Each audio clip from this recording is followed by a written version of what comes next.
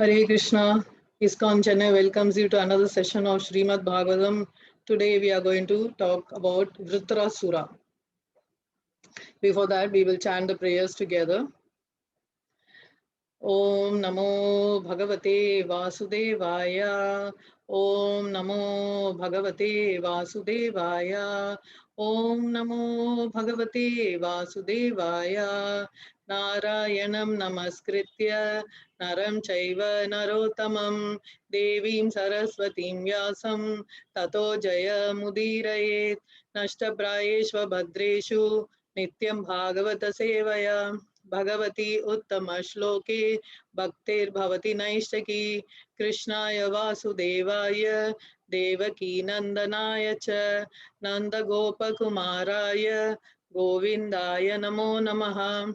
जय श्री कृष्ण चैतन्य प्रभु नित्यानंद श्री अद्वैत गदाधारा श्रीवासादि गौर भक्त वृंदा हरे Krishna Krishna Krishna Hare Hare Hare Ram Ram Ram Hare Hare. So in today's story we are going to talk about Vritrasura and Indra. Now, the sixth canto, this story of Vritrasura comes in the sixth canto of the Srimad Bhagavatam.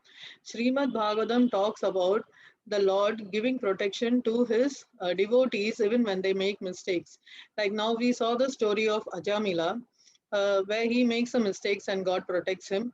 And then we also saw the story of Daksha Prajapati, how God protects him. There is another story also where Daksha Prajapati he curses Narada and how it turns out to be a blessing.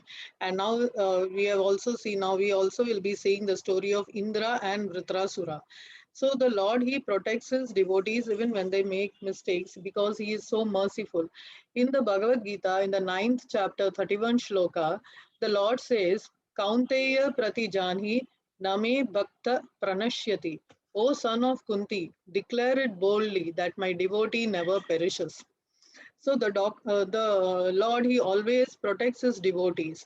So how he protects his devotees, we shall see in this story. Now, once upon a time, Indra, he was seated on his throne with his wife Sachi, and he was very proud of his opulence. He was surrounded by all the denizens of the heaven, and like Siddhas, Charanas, Vidyadharas, Gandharvas, and they were all together watching the dance of the Apsaras, accompanied by the sweet music of the Gandharvas. At this moment, what happened was their Deva Guru, Brihaspati, he happened to enter the assembly. Indra, though he saw Deva Guru entering the assembly, intoxicated with pride, he did not get up to welcome his spiritual master. He did not even offer him a seat. Deva Guru, Brihaspati, understanding his mentality, walked out of the assembly. No sooner he walked out of the assembly, Indra realized that he has committed an offense against his spiritual master and that he would suffer from the reactions of offending his spiritual master. We too see in our lives that we make a particular decision and regret it later. This was what happened with Indra too. Now, no sooner Indra Brihaspati left, Indra wanted to ask for forgiveness. Now we have to see the example of Lord Krishna when he was on this earth, when he ruled the planet. That time he was the king of Dwarka. And when he was in his assembly with all his ministers and officers, Narada Muni happened to enter his assembly.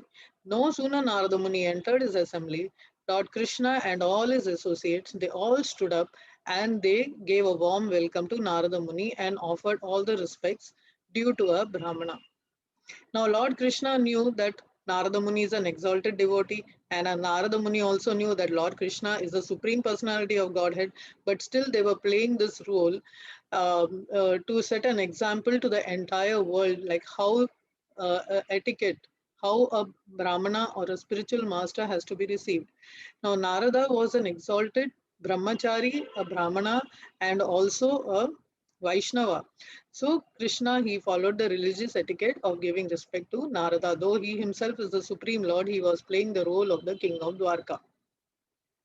Now, this is the example Krishna is setting to us. Now, Indra, intoxicated with pride, he lost all his reasoning and he insulted Brihaspati.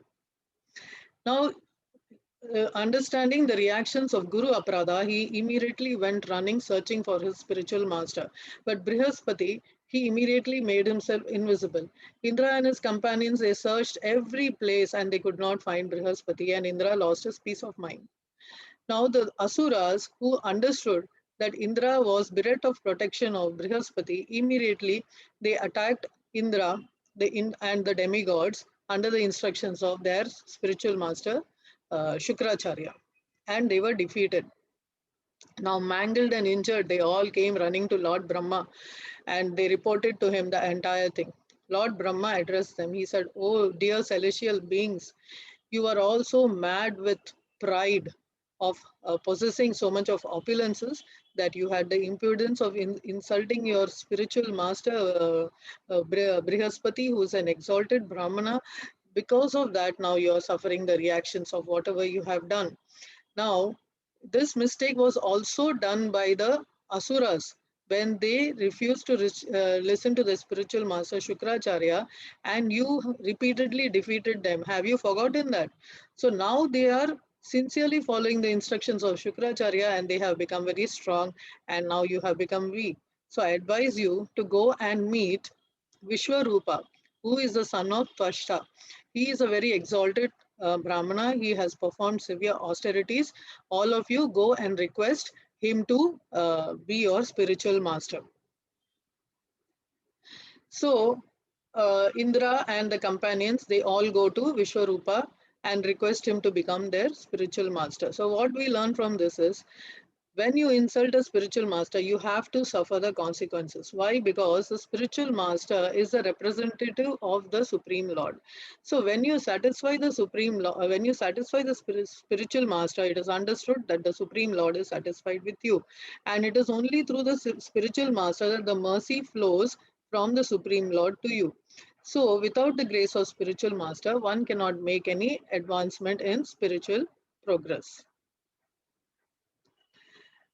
Now, Indra, he approached Vishwarupa and he wanted also Vishwarupa, he agreed to become their spiritual master and offered and also also offered various oblations in the fire, performed yagyas for them. And Indra also asked for the secret mantra Narayana Kavacha from Vishwarupa. Vishwarupa agreed and he taught Indra the Narayana Kavacha. Now, the sixth canto of the Srimad Bhagavatam, the entire eighth chapter of the sixth canto, talks of this Narayana Kavacha in detail, how it has to be prayed. So, we will just give you this in brief over here. The Narayana Kavacha, Kavacha is shield. It includes what? It includes prayers to Vamana, Narsimhadev, Haigiriva, Narada, Kurma, Vyasa, Buddha, Kalki, and also prayer to Sudarshana Chakra. So how it has to be done, the entire method is explained in the sixth canto of Srimad Bhagavatam. So by telling this Narayana Kavacha, what benefits you get? It is a protective covering. One certainly will be able to conquer the leaders of the demons. Narayana Kavacha constitutes subtle knowledge transcendentally connected with Narayana. One is never disturbed or put in danger by the government, by plunderers, by evil demons, or by any type of disease. So strong is the Narayana Kavacha that Vishwarupa, he taught the Narayana Kavacha to Indra, and Indra sincerely chanted it. And then he regained his power, defeated the demons, and he went back to his celestial abode. Now, once what happened? This Vishwarupa, he has three heads, and he is related to both Devatas as well as the Danavas. He was related to the Devatas from his father's side, and he was related to the demons from his mother's side. So, what he used to do when he used to perform yagyas, he used to chant the mantra for the demigods as well as the mantra for the asuras secretly, because he was also related to them. Now the story is being told by Shukdev Goswami to Parikshit. So he is addressing Parikshit. Oh, King Parikshit, Vishwarupa was offering oblations to both the demigods and the asuras. He used to, when he used to offer oblations, he used to loudly chant Indraya idam swaha, Idam Agnaye, that is Indraya Idam Swaha means this is for you Indra. Idam Agnaye, this is for you Agni. So in this way he is to chant the mantras loudly while he was offering oblations to the demigods. And then silently he is to offer oblations to the asuras as well because they were also related to him. Now, Indra, when he came to know that Vishwarupa is doing this, he thought that now he is cheating on us, and immediately he took a sword and he cut all the three heads of Vishwarupa. Now, Indra, in a fit of anger, he has killed Vishwarupa. Now, we have already seen in the third chapter of the Bhagavad Gita where Arjuna asks Krishna, अथ केन प्रयुक्तोऽयं पापं चरति पुरुषः अन्निशन् अपि Varshney बलादिव नियोजितः. Why that when even I know that it is wrong to do a certain thing, I am impelled to do it by force, he asks Krishna. For which Krishna says, Kama esha krodha esha rajo guna samudbhavah Mahashano Mahapapma Vidhyena Mihavairinam. It is only lust, Arjuna. So now here, because when you don't get something, then you get angry. So now here, Indra, he was very possessive of his throne. So when he thought that his throne will go away to the demigod, so in a fit of anger, he had the lust for his throne, and that is why when anything he saw was a danger to his throne, somebody is going to snatch away his throne from him, he immediately became very angry. And in the fit of anger, he did the same thing. He cut off Vishwarupa's head. Now, already he has committed one offense. He has already insulted his spiritual master, Brihaspati. Now he has taken another offense of Brahma Hatya. Now, this is a very severe offense. So, now what to do? Though Indra, he had the power to nullify this sin of Brahma Hatya, he still chose to repent for it. So he repented for it for 1 year. And then what he did to purify himself, after repenting for 1 year, to purify himself, he distributed the reaction of his sinful reaction of killing a Brahmana among the earth, water, trees, and women. And each one of them, they accepted 1/4 of his sinful reaction. So now the earth, in return for the benediction of covering all her ditches. The earth had several ditches on her surface. So she wanted that Indra should cover all the ditches. So, in exchange for that, she was ready to accept 1/4 of the sinful reactions. So, Indra granted the benediction, and that is why the sinful reaction of the earth for Brahma Hatya is we see the deserts on the surface of the earth. Now, no rituals are performed in the desert. No sacrificial yagyas are performed in the desert because the desert is the sinful reaction of the Brahmahatya. Next is the trees. The trees, in return of the benediction, that when their branches or twigs will be cut, they will regrow again, agree to accept 1/4 of Indra's sinful reaction. And the result of that sinful reaction is the sap flowing from the trees. And that is why the consumption of sap is prohibited. And this tree or the wood of this tree is not used for any religious activities.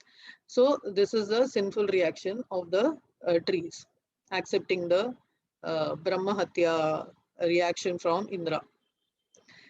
Now, water they in return for in return for the accepting the sinful reactions, they wanted the benediction that when they are added to anything else, the volume will increase. Like we can see when water is added to milk or fruit juices, etc., how the volume increases. So in return of this benediction, they were ready to accept the sinful reaction of Indra. And with the result, they have foam and bubbles. So when you take drinking water, you should set aside the bubbles and foam in water and take the water for drinking. Now, women were ready to accept 1/4 of the sinful reaction in return for the benediction that they will enjoy lusty desires always, even during pregnancy without harming the embryo. So Indra granted this, and the sinful reaction is the monthly menstruation of the women.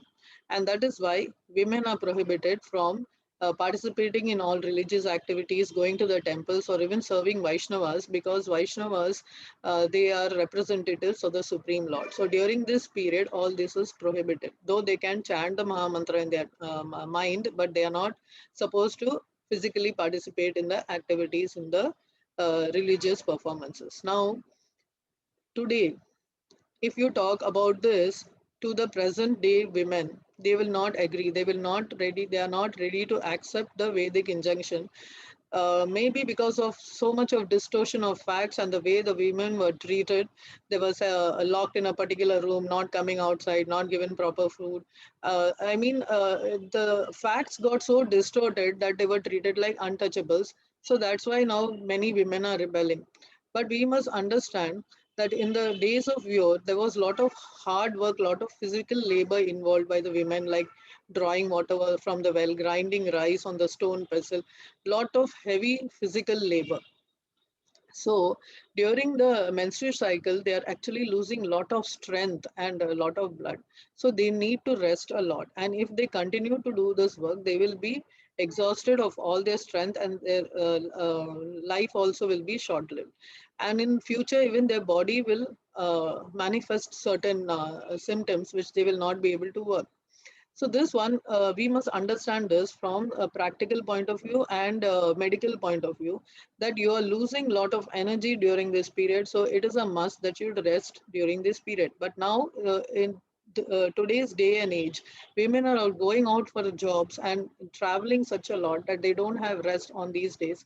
With the result, by the age of 40, they suffer a lot of physical problems, but they don't attribute this to the rest not taken by them, because they are not connecting it at all. But we must understand, women must understand this.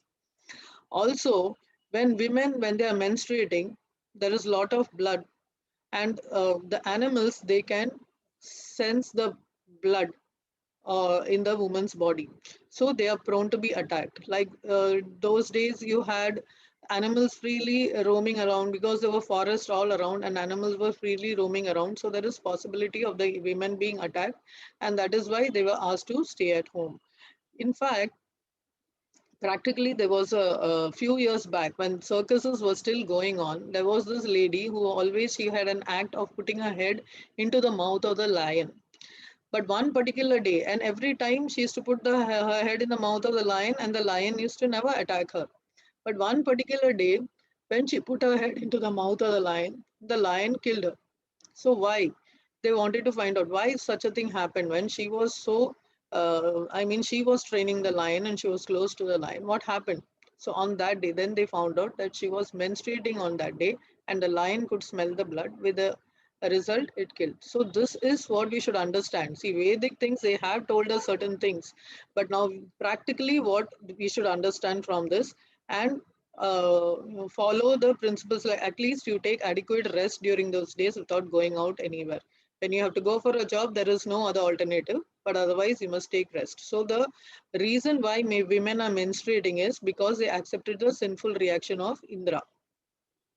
Now, Twashta, who is the father of Vishwarupa, he was so annoyed with Indra, because he had given his son to Indra as a spiritual master, and now Indra in return had killed his son. So he was very annoyed, and now he wanted to kill Indra.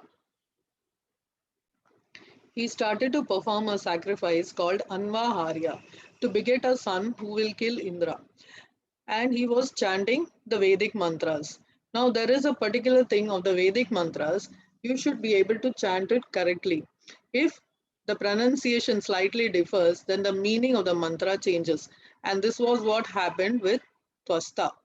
So, Indra Shatru, he wanted to chant the mantra Indra Shatru, that is, he wanted to beget a son who would be the enemy of Indra. So, he wanted to chant the mantra Indra Shatru, means the enemy of Indra. Instead, he prolonged the use of a. So he said Indra Shatru. So the meaning totally changed. So it would mean that the person of whom Indra is the enemy. So now the person who will come out of the fire, his enemy would be Indra. This was what happened. instead of saying the person who will come out and be my son should be the enemy of Indra, he said the person who comes out will of whom Indra will be the enemy. Now this is what happened. Now, out of the fire, a very fearful demon arose, and his size kept growing so much that it reached all the upper planetary systems, and he seemed to be covering the entire planetary system. So that's why he was called Vritrasura. Why? Because Vritra means to cover the entire thing. So since he was covering the entire planetary system, he was called Vritrasura. He was so huge. His body was like a burnt mountain, and his beard, mustache, and hair, they looked like molten copper. And his eyes, they were blazing like the midday sun. And when he kept yawning, it looked as though he is going to swallow the entire sky, and his tongue appeared to be licking all the stars. When he roared, everybody got so scared and they were already running and falling down. He was so powerful. When the demigods saw that this demon is so powerful, they got scared and they lost all their strength. And what they did, they all gathered together and decided to approach the Supreme Lord Narayana by worshipping him, because they knew now other than Narayana nobody can help them from this situation. So from this what we learn is, in whatever situation when we are in danger, we should approach the Supreme Lord Narayana, because only he can help us out of any danger that comes to us. He is the only person who can relieve us from the material misery, and that is what the demigods realized at that time, and they started to offer prayers to Lord Narayana. And Lord Narayana, first he appeared in their heart, like how Dhruva Maharaj, when Dhruva Maharaj was advised by his mother Suniti, she says, you don't wish ill for anybody, but whatever you want, even if it is material, you go to Lord Narayana and you ask him for it. You go to and pray for it. And when Dhruva meditated, first Narayana appeared within his heart, and then he came out and gave him darshan. In the same manner, now Indra and his companions, they started offering prayers to Lord Narayana. So first he appeared within their hearts, and then he gave them darshan outside of them. And when they saw Lord Narayana, they were so pleased that they started offering him several prayers. And Narayana, also pleased with their prayers, he told them how to get out of the situation, how to protect themselves from Vritrasura. Now, Indra, Lord Narayana always he helps all types of devotees, whether they are Swakama devotees or Nishkama devotees. Swakama devotees is when you go to the Lord asking for something for yourself. They are called Swakama devotees because they go to the Supreme Lord only. Even if they want anything, they go to Supreme Lord. They do not go to anyone else. They are called Swakama devotees. And Nishkama devotees are those who don't go to the Lord for asking anything for themselves. They only ask for devotional service. That is Nishkama. They don't ask anything for themselves. So they are pure devotees. So now Indra, they are asking for protection from Vritrasura so that they can retain their kingdom. So what the Lord advises is, he asks them to approach the exalted saint Dadyancha, who is also very commonly known as Dadichi Muni, because he has become so strong with several austerities, and also he has chanted the Narayana Kavacha. He has become very strong. So Narayana tells them that you go and approach him and ask him for his body, and he will definitely give his body. Once he gives his body, then what you should do is ask Vishwakarma to make a thunderbolt out of his weapons, and with the help of that thunderbolt, that is, Lord Narayana says, I will invest my prowess in the thunderbolt, and with the help of that, you can go and kill Vritrasura. Now, for anybody, their body is very dear to them. And how can we go and ask for a person to offer their body to satisfy our selfish desires? But since Narayana has told them, Indra and the companions, they went to ask Dadichi for his body. Dadichi could understand their situation. If he wanted, he could have refused. But this was the request of from Lord Narayana. So what he says, anyway, tomorrow or today, my body is going to perish. And instead of the jackals and other wild animals eating all over my body, I will give this body for a good cause. And what he does is, he sits in a trance and exits his body. Once he exited his body, Vishwakarma, he makes a powerful thunderbolt out of the bones of Dadichi because they are very strong due to his austerities. The thunderbolt, and the Lord Narayana, he invests his prowess in the thunderbolt. Armed with Dadichi's powers and Lord Narayana's prowess on the thunderbolt, Indra, he is shown like with a magnificent glow, and he approached the asuras to fight with them. Now a huge battle started between the asuras and the devas.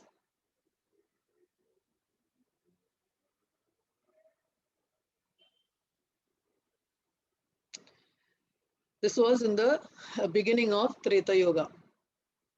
There was a huge battle between the demigods and the demons, and the demons, they used all their weapons to attack the demigods, but the demigods crushed all their weapons. When they were bereft of all the weapons, the asuras, they used mountains and trees to attack the demigods, but they were also destroyed by the demigods.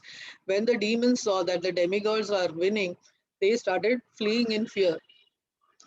When Vritrasura, he saw his companions were all fleeing in fear. He's calling out to them, come back, don't run away." He says that it is a person who dies on the battlefield or wins in a battlefield. Both ways he benefits, because one who dies in the battlefield attains a residence at once in the celestial heavens. Either way, the fighter benefits. If he gains, then he will gain all the material possessions. So don't run away, fight, he says. But they are not ready to listen to all this advice of Vritasura, and they are all running away in fear. So the demigods, they chase these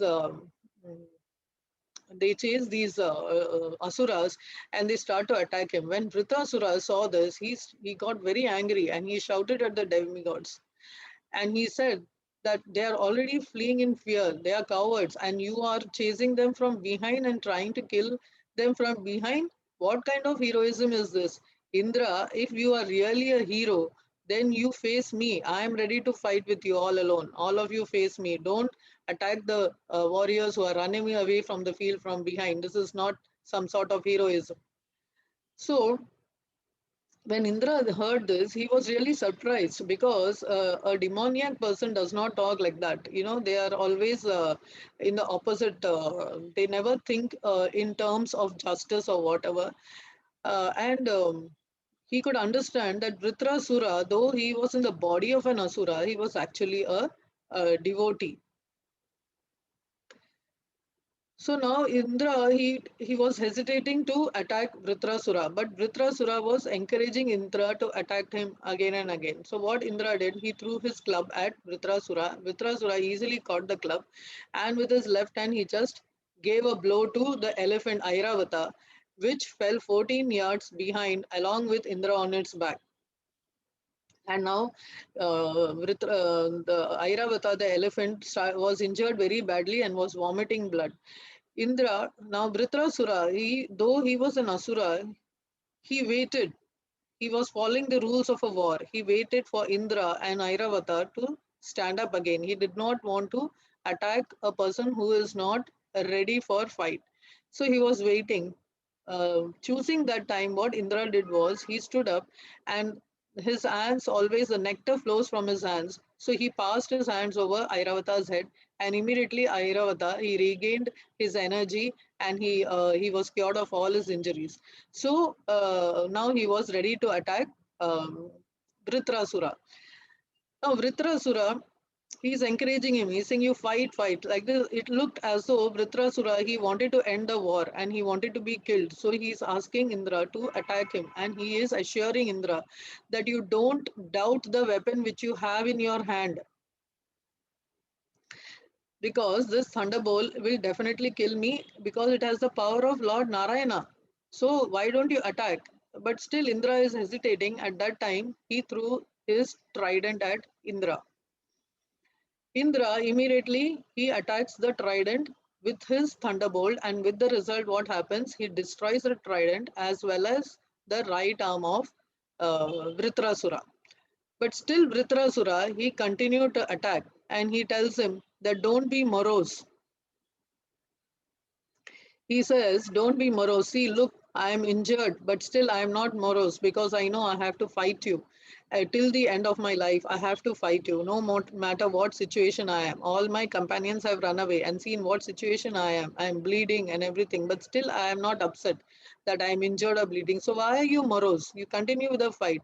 Like he is instigating Indra to fight as though he wanted the war to finish fast, and he wanted to be killed fast. So Indra could understand that this is a great devotee of Lord, and he was more hesitant to kill him because he did not want to again accumulate another sin of killing a devotee. Already he has got two offenses on his head. One is Guru Aparadh, second is Brahma Hatya, and now third again killing of a devotee. So he was very hesitant to attack. Now, Vritrasura, what he did, he started charging. When he saw that Indra is not taking any steps to attack him, he started coming towards him, and with his club again he attacked Indra. So now Indra, he immediately again releases his thunderbolt and kills. He breaks the mace and also the left hand of Vritrasura. Now, Vritrasura, after losing both his hands, all it looked as though a mountain, when a mountain a winged mountain, if its wings were cut, how it would look. In the same way, Vritrasura, with both his hands cut and he was charging towards Indra, looked as though a mountain bereft of wings, but still he did not lose heart. He came charging towards Indra, and he came so fast towards him, and what he did is, with his huge mouth, he swallowed both Indra and Airavata, just as a great python swallows an elephant. Now Indra, he was protected by Narayana Kavacha. So though he was in the belly of Vritrasura, he did not die. Now Vritrasura, he sat down without any activity, thinking that Indra is dead. But Indra, being alive inside within Vritrasura, what he did was, with his thunderbolt, he broke open Vritrasura's abdomen and he came out. And then again with the thunderbolt, he cut off Vritrasura's head. But it took a total of 360 days for the thunderbolt to sever the head from the body because his neck was so strong. So now we shall see how, when Vritrasura was, after he before the war ended, that is before he was killed, he is talking to Indra, as well as he is saying prayers to Narayana. Now he says that, O Lord of my life, may I again become their servant so that my mind may always think of your transcendental attributes. Their servant means servant of the devotees. So he is asking that he wants to do devotional service and he wants to go back again uh, to the Supreme Lord. And he says, I do not desire to be the master of the powers of mystic yoga, nor do I want liberation if I have to give up your lotus feet. So he is asking that he does not want all this. He does not want the power of mystic yoga, nor does he want liberation, but he wants only surrender at the feet of the Supreme Lord. Now, Indra is listening to all this and he is wondering that how can a person who is an Asura can talk so much about the Supreme Lord. And he addresses also Vritrasura. He says that though you are in the body of an Asura, Asuras are generally in the mode of passion, but you have adopted the mentality of a devotee and you are fighting. So I am really pleased that Lord Narayana will definitely help you. And he is saying that you are in the actually in the ocean of nectar because you're thinking of Lord Narayana. So both of them, they are having lot of discussion, philosophical discussion. And here Vritrasura is saying, he's telling that how he's telling the Lord that I want to render direct service unto you. Like how the baby birds that have not developed their wings always look for their mother to return and feed them. How the baby birds yearn for their mother. In the same way, he is yearning for the Supreme Lord. Then he's saying the small calves tied with ropes await anxiously the time of milking, when they will be allowed to drink the milk of their mothers. So that this is also the yearning, and the way a morose wife whose husband is away from home always longs for him to return and satisfy her. So, in this way, he is yearning for the Lord. He always wants to do devotional service for the Lord, and this is what he wants and nothing else. So he's saying, I simply seek friendship in the association of a pious and enlightened devotees. Let my mind and my consciousness and everything I have be attached only to you. So from this we can understand that actually Vritrasura was a great devotee. So how come he is in the body of an asura? So that we will see in the next week's class, that why he was in the body of an asura. It was because of the mistake of his past life. Now both Indra and Vritrasura, both are there in the battle and both are discussing philosophical discourses, and it is their duty to fight. So again they begin to fight.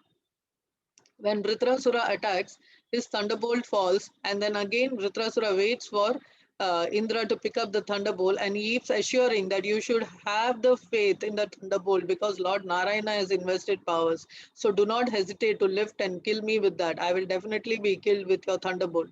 So Indra was so ashamed because the faith which Vritrasura had in Lord Narayana, even Indra seemed to be, he seemed to be hesitating, or he seemed to be having doubts about how he will kill this demon. But Vritrasura was assuring him that with your thunderbolt you can definitely kill me. And they begin fight again. So what is the life lesson from this is, when one understands how that the real controller is the supreme personality of Godhead, he is freed from the relativities of the world, such as distress, happiness, fear, and impurity. In fact, when the asuras were running away from the battlefield, Vritrasura is telling them that it is very glorious to die in the battlefield, and there is another way of dying gloriously is by sitting in mystic yoga and giving up your life. So this is a two way of dying very gloriously, and he is waiting for death to come. So much faith he has in the Supreme Lord because he wants to die and go back to his Supreme Lord. Now, as I said, he swallowed King Indra, but Indra, being protected by Narayana Kavacha, he emerged from Vritrasura's abdomen and he severed Vritrasura's head with his thunderbolt. But it took the whole of 360 days to cut Vritrasura's head because it was so powerful. After his head came away from the body, everybody, including Indra, could see that a living spark. It left Vritrasura's body and returned home back to Godhead. So while all the demigods looked on, he entered the transcendental world to become an associate of Lord Shankarsana. So what we learn from this is, sometimes we need to lose the small battles in order to win the war.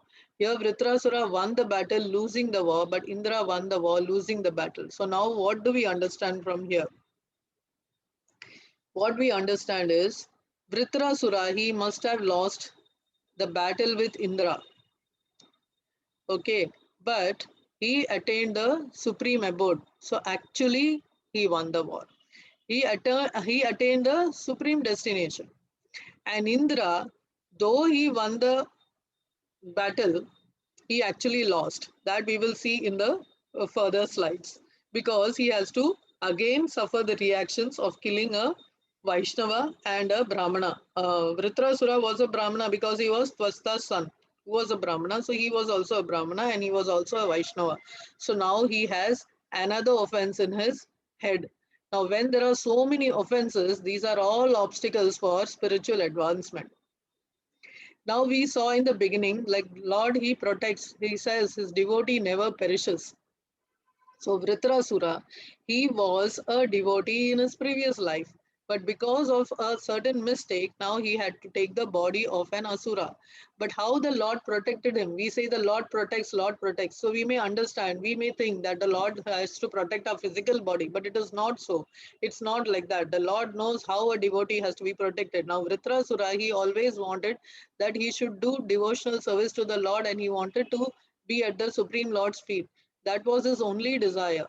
And though he was in the body of an asura, how the Lord protected him was by giving him remembrance of the prayers to the Lord. And because he was a great devotee in his past life, he could remember those prayers and he could offer to the Lord. And he could remember that he has to go back to the Supreme Lord. He never forgot Lord Narayana even for a second. And that is how he was protected by the Lord. Now, Indra, he wanted protection of his kingdom and of his material body, and Lord Supreme Lord granted Indra what he desired. So whatever we desire, as per the desires, God gives protection to each person as per their desires, their karmas. Now the actual protection is the protection which he gave Vritrasura. So Vritrasura actually he won in the real sense, and Indra lost in the long run. So how we shall see that. Now Indra, he was so ashamed of regret of killing Vritrasura because he knew Vritrasura's position. He knew that Vritrasura was a great devotee. In fact, when the sages and all the others were advising Indra not to kill Vritrasura, Indra was very hesitant because he knew that again if he kills Vritrasura, there will be Brahma Hatya. But they assured him that somehow they will uh, uh, release him from the sinful reaction. So now uh, what happens is now he has already killed Vritrasura, and now he could see sinful reaction personified in the form of a Chandala woman. She is following him and she's calling him, wait, wait, wait. Now Indra is trying to escape from her. Wherever he is going, she is following him. He flies to the sky, and then when he turns back, he sees that she is following him there also. So now he does not know what to do. He goes towards the north, and then there in the Manasarovar lake, he hides, he makes himself invisible, and he hides in the fine fibers of the lotus stem. Now, why the lotus flower? Because the lotus flower in Manasovar lake is always under the protection of goddess of fortune, Lakshmi Devi. So, because he will be protected by her, he made himself invisible and he hid himself inside the lotus stem. Now, for how many years? He was there for about 1000 years, and he was protected by goddess Lakshmi, who is the spouse of Lord Narayana. After 1000 years, during those 1000 years, his mind, he totally meditated on Lord Narayana, and he was released from all his sinful activities. Now, these sages who had told him that you kill Vritrasura, we will perform some yagya so that you will be able to nullify your sin. Indra was not ready for that, but there was to save his kingdom, he had to kill Vritrasura. So now again, he has got another sin of Brahmahatya. Now, one must not think that you will do a particular sin and willfully you do a sin and then you can nullify it by performing sacrifices. That is a very wrong notion. So this is what we learn from the Srimad Bhagavatam, that willfully you commit a sin and then you say, no, I will perform a yagya and nullify the sin. That is not correct. So the only way Indra also knew was by surrendering to the Lord and chanting his names. So for 1000 years, he kept chanting the Lord Narayana's names. And then he was called back to his heavenly kingdom to take back his throne. Till then, another person was given in charge of taking care of the heavenly kingdom.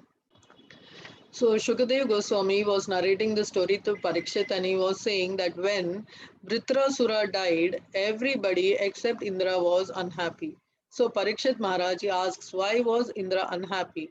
So he says that Indra, he had committed another Brahmahatya, and he had killed a great devotee of the Lord, and he knew that he cannot escape that sinful reaction, and therefore he was very unhappy. And then we saw what happened. He went to Manasarovar and he meditated for 1000 years on the Supreme Lord. So, after strictly meditating on the Supreme Lord for 1000 years, he was bereft of all his sinful reactions, and he was immediately called back to his heavenly kingdom, and he was reinstated on his throne. In this way, Indra, he got back his throne. Now, Vritrasura, he attained the supreme abode. So, he was the real hero of this story. Now, in the beginning, we said that the Lord, he protects his devotees. So, now we saw how the Lord protected Vritrasura. He protected Vritrasura by giving him remembrance of him at the time of death and of his previous birth, of all the prayers which he had said in his previous birth. He gave him all that remembrance. In this way, the Lord protected Vritrasura, and he gave him the supreme abode. So this is how the Lord protects his pure devotees, and he says, my devotees never perish. So we must never think that my devotee never perishes means a devotee, if you're a devotee of the Lord, that you can commit anything and you can be protected. No, if you have committed an offense, you will suffer the sinful reactions, but God gives you another chance of improving yourself and coming back to Him. Since you have already spoken the name of Lord Narayana will see to it that again how he can come back to the devotee can come back to Him, absolving him of all sinful reactions. So, Vritasura's story is very interesting, and we will see in the next class what a great devotee he was of the Lord and why he assumed the body of Vritrasura in the present birth. Now, the Falashruti. In this very great narrative, there is glorification of Supreme Personality of Godhead Narayana. There are statements about exalted of devotional service. There are descriptions of devotees like Indra and Vritasura.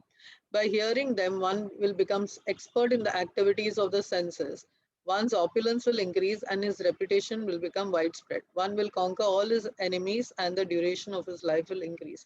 I would like to read this Falashruti from the Srimad Bhagavatam, the last shloka of this sixth, 13th chapter of the story of Vritrasura. It is said that by understanding, that is, there are statements about the exaltedness of devotional service. There are descriptions of devotees like Indra and Vritrasura.